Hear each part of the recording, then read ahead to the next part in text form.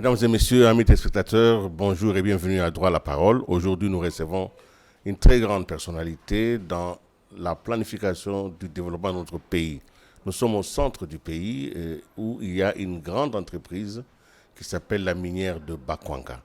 Cette entreprise a joué un rôle essentiel dans la construction même de notre État, l'État indépendant du Congo, dans la construction de notre économie. Aujourd'hui, on nous parle, on évoque l'AMIBA souvent avec pincement au cœur. Et parfois, on évoque l'AMIBA comme c'était quelque chose qui avait existé il y a 100 ans et qui a totalement disparu.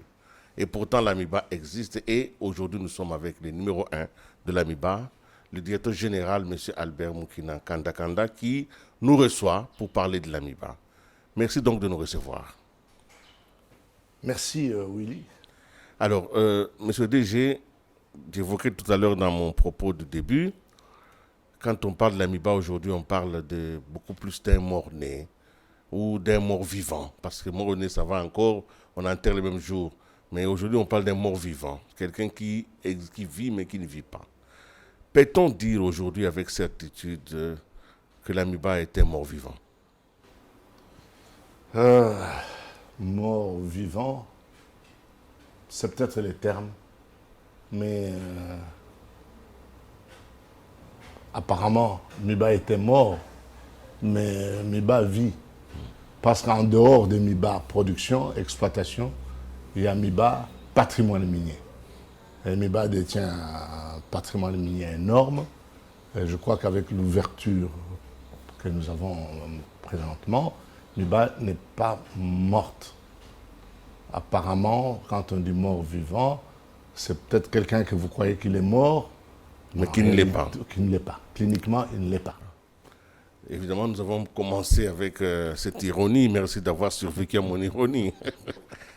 Mais la question reste fondamentale. Depuis beaucoup de gouvernements, aujourd'hui on parle même des régimes, la question de l'AMIBA devient comme une équation impossible. Pourquoi l'AMIBA apparaît comme une équation impossible alors que c'est de l'exploitation minière? Simplement, vous trouvez les diamants, vous vendez. Pourquoi ça devient une question impossible, apparemment? Je vais vous expliquer quelque chose. Ouais. MIBA a 100 ans. À l'heure actuelle, MIBA a 100 ans. Et je crois que toutes les sociétés que j'ai connues, moi je n'ai pas 100 ans. Bien sûr. Donc, toutes les sociétés qu'on a connues il y a 100 ans n'existent plus. Mais MIBA continue à exister. Et c'est ça l'erreur. On a créé à l'époque une société en fonction des circonstances dans le passé, une société extrêmement coloniale et paternaliste. Et aujourd'hui, les choses sont en train de changer. Et je vous informe que présentement, l'AMIBA joue le rôle d'une société paternaliste. Or, ça ne devait pas être comme ça. Il faut décharger l'AMIBA de ses structures. Il faut laisser l'AMIBA une société minière. Mais il ne faut pas faire l'AMIBA une société qui doit gérer les hôpitaux, qui doit gérer les écoles, qui doit gérer des plantations, qui doit gérer des brasseries, qui doit gérer des histoires qui ne cadrent pas directement avec son objet principal. Et je crois que si on avait soulagé de toutes ces parasites d'activité, il y a possibilité, et il y avait toujours possibilité de donner plus de dynamisme à cette société. Comme présentement, il y a un petit noyau qui produit pour soutenir, il y a peut-être 100 personnes, 120 personnes qui produisent pour nourrir 2500 personnes. La situation présente, c'est pratiquement impossible. Alors, vous savez que sans l'AMIBA, Mbujimayi ne tourne plus. Le fait que l'AMIBA est en panne d'activité essentielle, ça a provoqué l'un des plus grands exodes ruraux que nous ayons connus ces 20 dernières années. Vous avez conscience de cela? Qu'aujourd'hui, le Kasaï oriental, et d'ailleurs tous les 5 Kasaï aujourd'hui, c'est des peuples de leur bras forts parce que l'AMIBA ne tourne pas. Mais la question est celle-ci. Est-ce que c'est une question d'argent?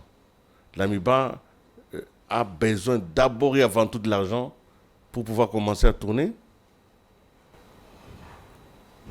Oui. Quand je dis que nous avons un patrimoine minier important, ce patrimoine c'est dans tous les grands Kasaï, d'une manière générale. On était même en dehors même de la région de Kasaï. On avait même des carrés miniers dans la région de Kisangani, tout ça, etc. Donc, Miba a beaucoup fait dans le Kasaï. C'était le poumon économique. On avait des écoles même qui n'appartenaient pas à la Miba, mais qui étaient sponsorisées par la Miba. On construisait des ponts, on faisait des routes, on faisait tout. D'ailleurs, sans Miba, Kasaï oriental n'aurait pas pu exister. Au moment où le deux Kasaï s'est séparé. Mais je crois que le seul coin qui était urbanisé, où les chefs-lieux pouvaient se construire, c'est là où il y avait l'usine minière, où il y avait l'exploitation des diamants, qu'on appelle aujourd'hui Miba, minière de Bakwang. C'est autour de ça que nous sommes allés nous installer. Pour créer cette ville, chef-lieu de la province, malheureusement, qui n'a pas aussi bénéficié l'assistance publique comme il le faut, non. Voilà. Donc, aujourd'hui, vous êtes à la tête de la MIBA. Oui. Donc, aujourd'hui, vous êtes au cœur même de ce que vous venez de dénoncer, que la MIBA devait connaître des réformes. Vous avez le pouvoir, finalement, de changer les choses. Vous ne pouvez pas continuer à vous plaindre. Alors, depuis que vous êtes arrivé à la tête de la MIBA, on a remarqué que les choses n'ont pas encore changé. Est-ce que vous avez un plan? Avez-vous déjà commencé à vouloir changer les choses telles que vous le voulez? Vous savez, les hommes sont souvent dans leur façon d'être des conservateurs. Mes idées sont là, sont des idées un peu révolutionnaires, mais ce n'est pas facile d'installer ces idées. Pourquoi? Même pour un directeur général? Qu'est-ce qui vous empêche? Vous savez, les entreprises d'État fonctionnent maintenant avec ce qu'on appelle le conseil d'administration. Donc, le directeur général ne peut rien faire sans recourir à son conseil d'administration. Donc, il faut que la direction générale, le comité de gestion avec le conseil d'administration doivent avoir une même vision. Et s'il y a une même vision, il y a moyen de changer beaucoup de choses. Mais quand parfois il y a une divergence dans la conception, le directeur général est paralysé. Divergence qui vous a même valu quelques bousculades. Certainement. Vous êtes rentré dans, tout est rentré dans l'ordre maintenant. Oui, tout vous avez repris le dialogue avec le PCA. Tout est rentré en ordre. Nous avons un conseil maintenant qui marche très bien. Nous nous entendons. Nous avons le même objectif. L'objectif, c'est de développer la MIBA. Donc, actuellement, là, je peux vous dire que j'ai un conseil d'administration qui est très attentif à ce qu'on fait. Nous devons être complémentaires. Monsieur le directeur général, si nous avons vraiment insisté pour avoir cette interview aujourd'hui, c'est parce que parmi les actions de gestion que vous avez posées, il y a la signature d'un contrat, une forme de JV. Tout de suite là, les suspicions sont tombées sur vous. On a pensé que non. Encore une fois, on veut déposséder la MIBA de ce que vous avez dit tout à l'heure, de son patrimoine minier, pour le donner à d'autres, à des privés, comme ça s'est fait avec une société qui est installée à Tchiboué. Mais ce que je vous demande, c'est que pourquoi vous avez pensé que, comme solution au problème de la MIBA, il fallait créer une JV? Quel est l'historique? Pourquoi vous avez posé un tel acte? Bon, là, il faut qu'on fasse une mise au point. Je vous en prie. La société qui vient, elle va s'installer comme aussi Sassi. Ne change rien en MIBA, rien du tout. Cette société va aller sur un type de gisement bien déterminé. La Kimberlite? La Kimberlite. Oui. Mais attention, quand on parle de Kimberlite, MIBA a plus de 13 massifs kimberlitiques. Donc c'est pratiquement la roche-mère qui détient des diamants. C'est une roche, mais quand on trouve cette roche partout, on sait qu'il y a du diamant à l'intérieur. Et nous en avons plus de 13. On en a plus. Il y a même d'autres qui ne sont pas encore exploités. Non. Alors, la société qui vient et va aller s'installer comme Sassim s'est installé sur Tchiboué, sur le massif de Tchiboué. Elle va s'installer sur le massif 1 avec des fonds d'investissement qui s'élèvent à 210 millions de dollars. Et puis après, nous les avons demandé de faire aussi des recherches sur des massifs qui ne sont pas Explorer. explorés. Ils vont faire aussi. Et là-dedans, nous irons aussi sur la table des négociations pour déterminer combien de fonds il faut investir là-dedans et quel niveau de pas de porte aussi il faut donner. Donc, ce qui est donné maintenant, que ce soit les 30 millions pour le pas de porte, les 180 millions, le fonds d'investissement, c'est uniquement sur le massif 1. Et j'estime que c'est même beaucoup trop. Et ça peut nous aider à améliorer beaucoup de choses. Alors, la question reste, doit vraiment l'évacuer. Pourquoi l'AMIBA ne pouvait pas, en tant que société elle-même, aller sous ces massifs et commencer l'exploitation? Mais nous avons d'autres massifs. Pourquoi nécessairement viser ceux-là? Nous n'avons pas 200 millions. L'État est incapable de nous garantir autant de fonds pour aller exploiter ces massifs. Vous comprenez? Nous avons d'autres massifs. Ils prennent les massifs 1, mais nous continuons sur les autres massifs. Alors, et puis, quand on dit qu'ils prennent le massif, soyons plus précis, ils prennent le massif 1, mais MIBA est partie prenante dans cette exploitation. donc, avec combien de pourcentage Nous sommes à 49%. Et celui qui amène les fonds, il reste légèrement majoritaire avec 51%. Donc, MIBA n'est pas perdante, non. Vous savez que le même modèle a été utilisé pour la Gécamine pendant de longues années et la Gécamine était obligée de revisiter finalement tous ces JV. Avez-vous appris de vos voisins de la Gécamine? Oui, certainement. C'est un modèle que nous essayons de suivre aussi. Il ne faut pas qu'on tergiverse là-dessus, non. MIBA doit devenir aussi une société holding, à participation. Nous avons travaillé pendant 100 ans, nous avons montré nos forces et nos faiblesses, et à l'heure actuelle, il faut que MIBA, vu l'importance de son patrimoine minier, il faut que MIBA attire au maximum les fonds étrangers, les fonds des partenaires. Quand je dis les partenaires, ça peut être des partenaires nationaux ou étrangers qu'ils viennent exploiter, et MIBA va se retrouver une société de participation. Et vous verrez que les choses peuvent aller trop vite. Il ne faut pas dire toujours, ah, nous les Congolais, on est les gens le plus riches. Le plus riche comment? Quel est votre budget national? Oh non, potentiellement. Oui, c'est vrai potentiellement. Mais quelle est cette génération qui va vivre de ça? À quel moment nous allons aussi avoir des usines de transformation? À quel moment nous allons maximiser les exportations vers l'extérieur? Vous comprenez ce que je veux dire? Donc, il faut qu'on arrive à exploiter toutes ces histoires avec le concours des étrangers et qu'on donne en manger à la population, qu'on pense aux populations locales, qu'on pense aux routes, qu'on pense aux ponts, qu'on pense aussi à désenclaver le Grand Kassai. Alors, à l'heure où nous parlons de ces projets sur la Kimberlite, quels sont les soutiens que vous pouvez compter? Qui sont avec vous dans ce projet? À part l'AMIBA et l'entreprise qui vient, les travailleurs de l'AMIBA, les syndicats de l'AMIBA, le portefeuille de l'État, le gouverneur de province, est-ce que vous êtes avec tous ces mondes-là ou bien... Le programme que nous avons fait, ce n'est pas moi seul dans mon coin qui ai conçu ça, non. C'est un programme concerté. C'est un programme concerté avec le ministère de tutelle, avec le Conseil supérieur de portefeuille, avec Copirep. Et nous nous sommes concertés, on a étudié le plan. Et d'ici là, on vous donnera exactement notre plan minier qui va être fait avec le peu de 30 millions qu'ils nous ont donné en pas de porte. Nous allons vous montrer ce qu'on peut faire. Mais quand la société amène ces 180 millions, c'est pour le coût d'exploitation de Massif 1. Et là-dedans, nous sommes, je dis et je répète, on est à 49%. Et ça peut faire des fonds énormes. Vous avez évoqué ici le cas de la société qui est sur Tchiboué, mais la société qui est Tchiboué produit à l'admiration de tout le monde, dégage des bénéfices, mais c'est que nous déplorons peut-être parce que c'était un gisement de l'AMIBA et cette société exploite.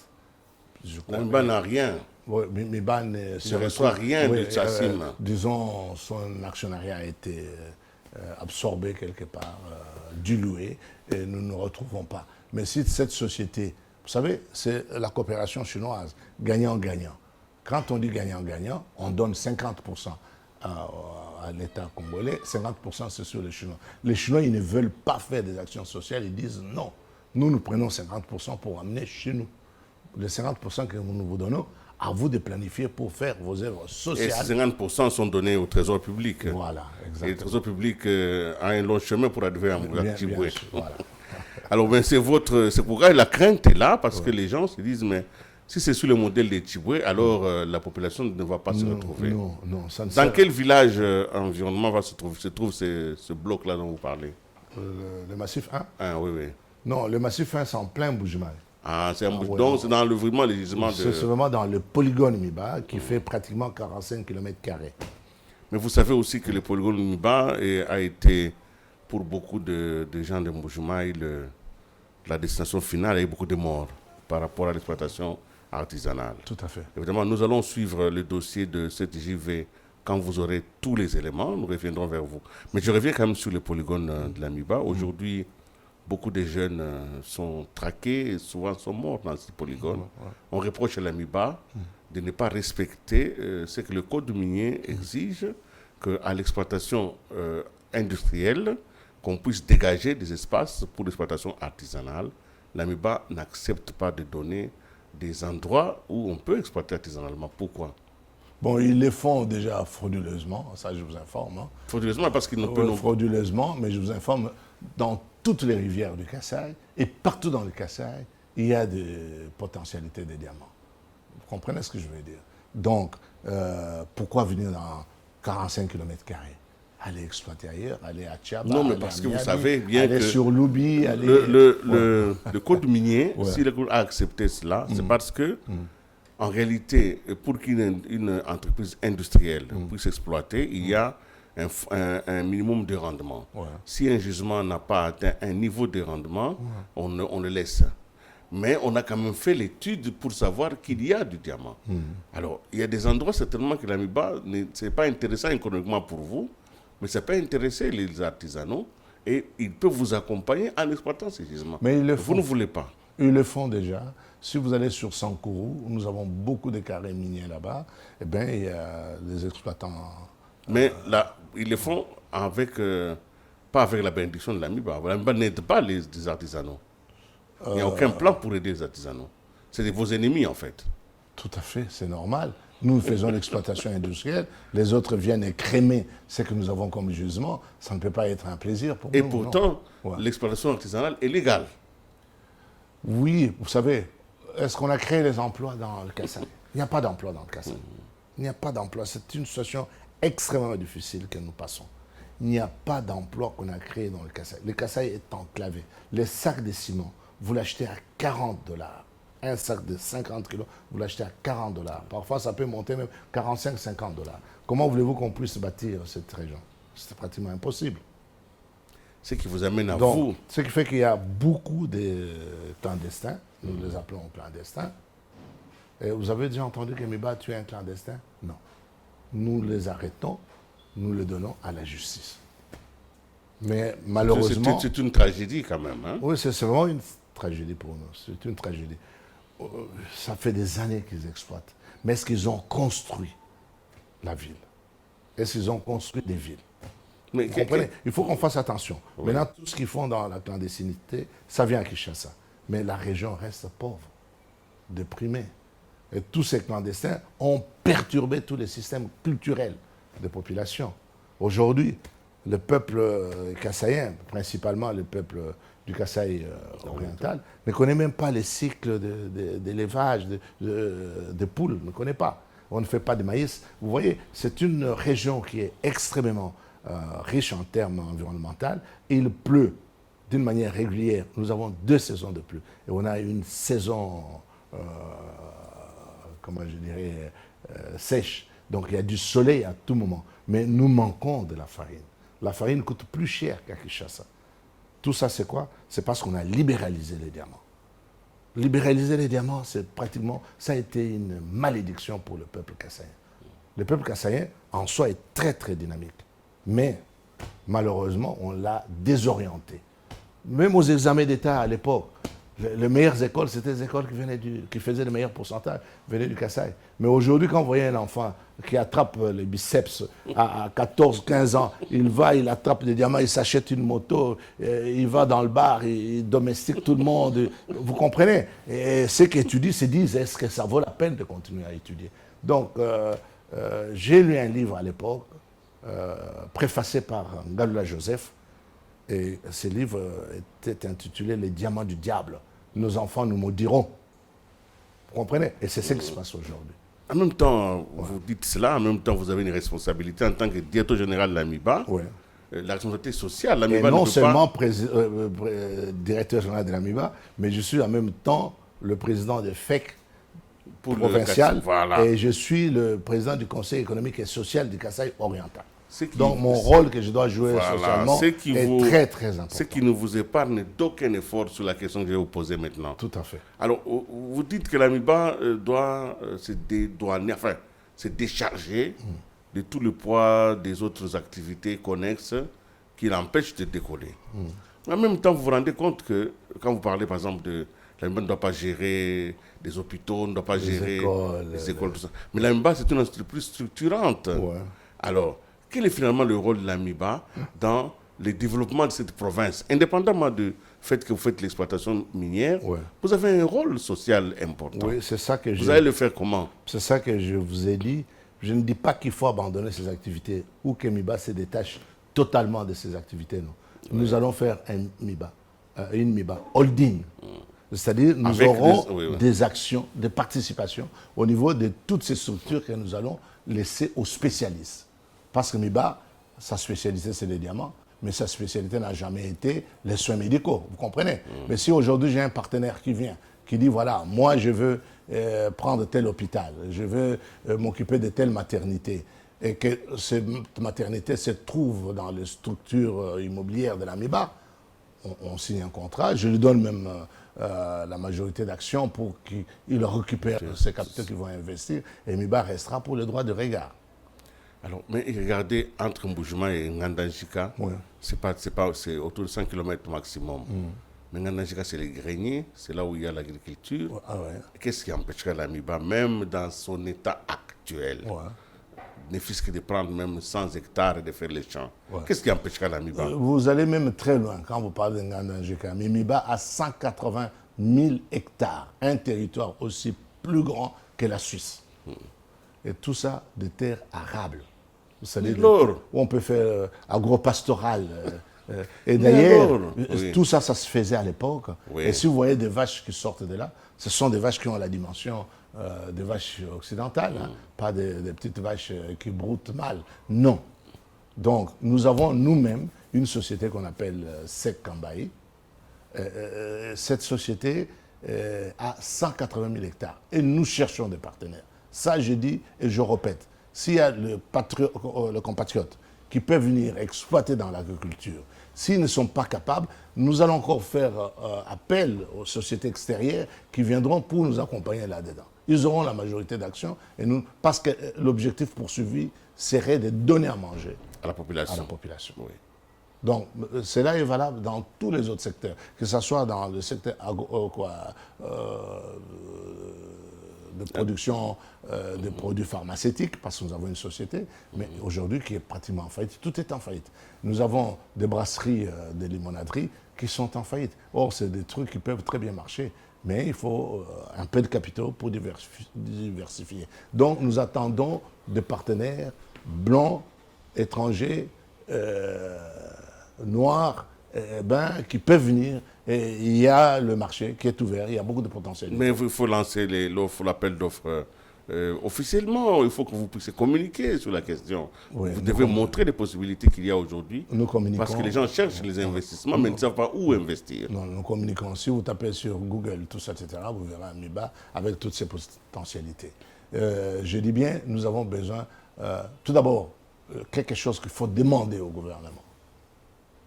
Il faut qu'on désenclave le Kasaï. La première des choses.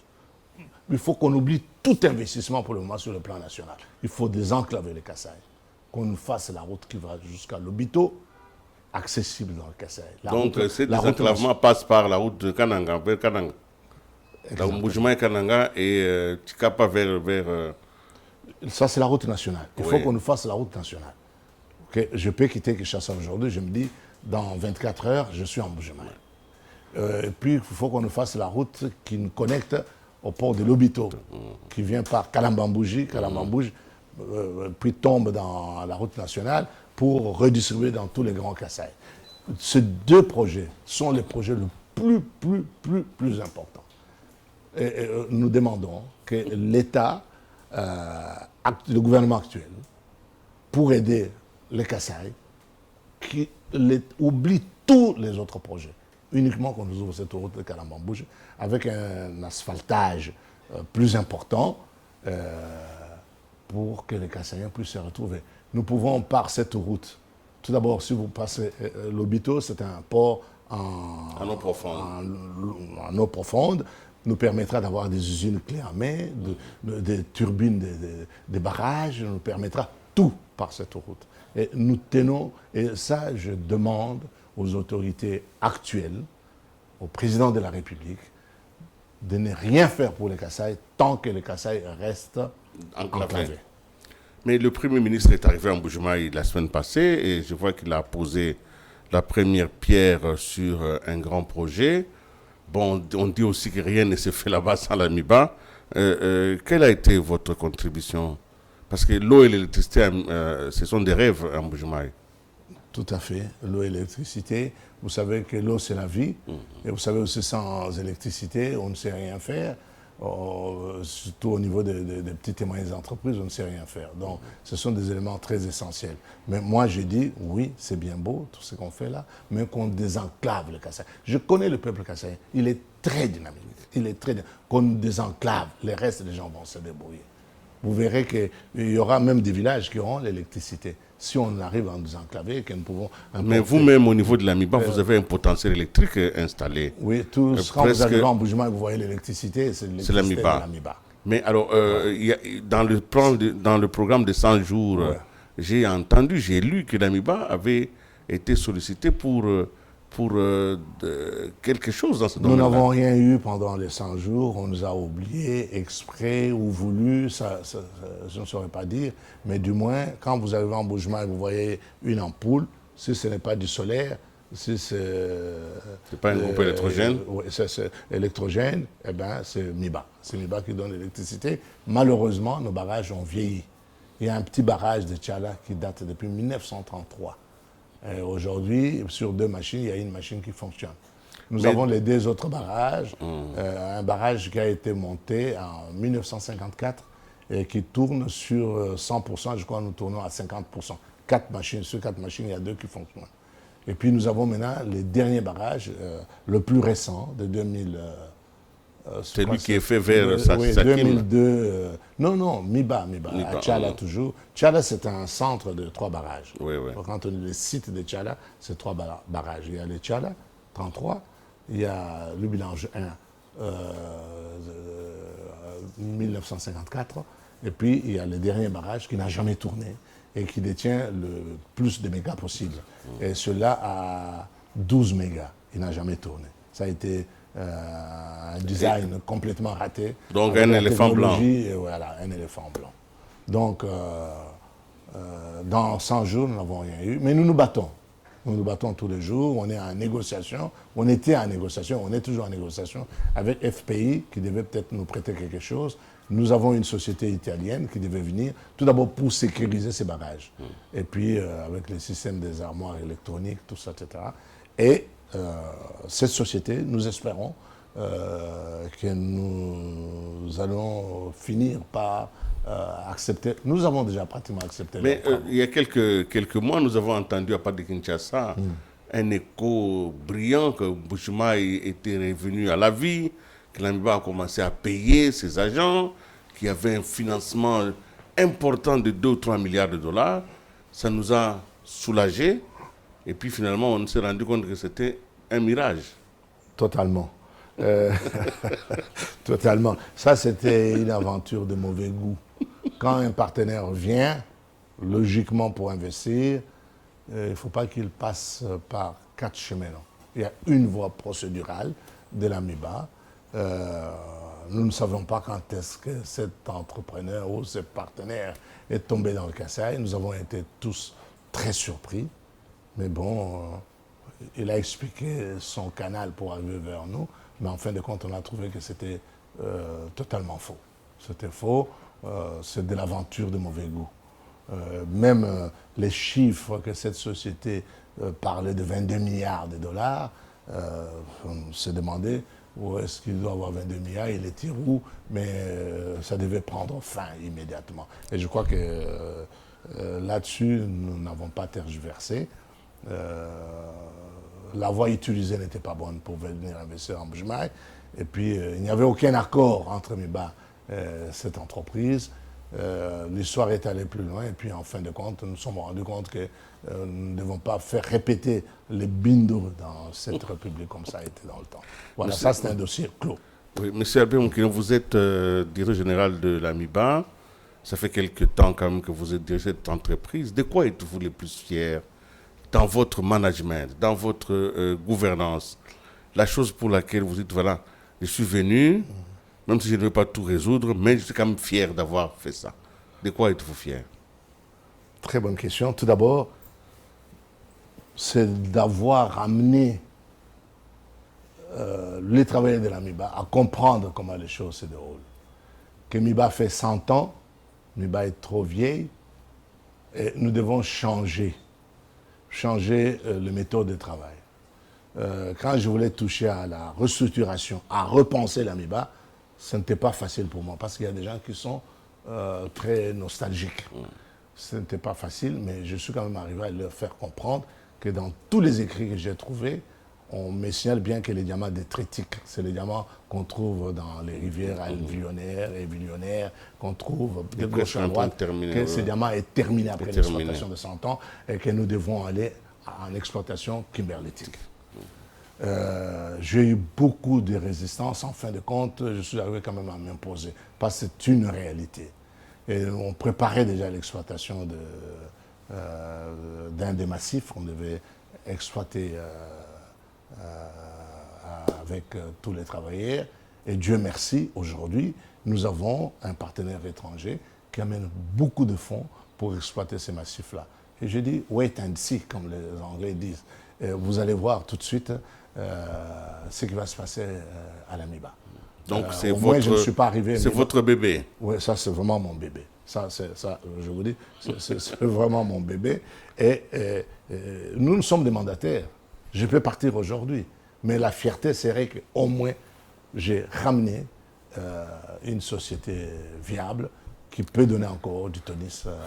Une chose qui est passée dans la légende, dans le domaine de ressources naturelles, l'opinion publique pense que la MIBA n'a jamais contribué au budget de l'État, que la MIBA c'était la poche personnelle du maréchal, et que la MIBA a servi essentiellement à l'équation politique. Peut-on dire que la MIBA contribue au budget de l'État aujourd'hui? Aujourd'hui, non, parce que nous n'avons rien, tout d'abord. Nous n'avons rien pour contribuer. Comment vous n'avez rien, vous avez quand même 120 personnes qui travaillent. Vous pas vendez, 120 personnes.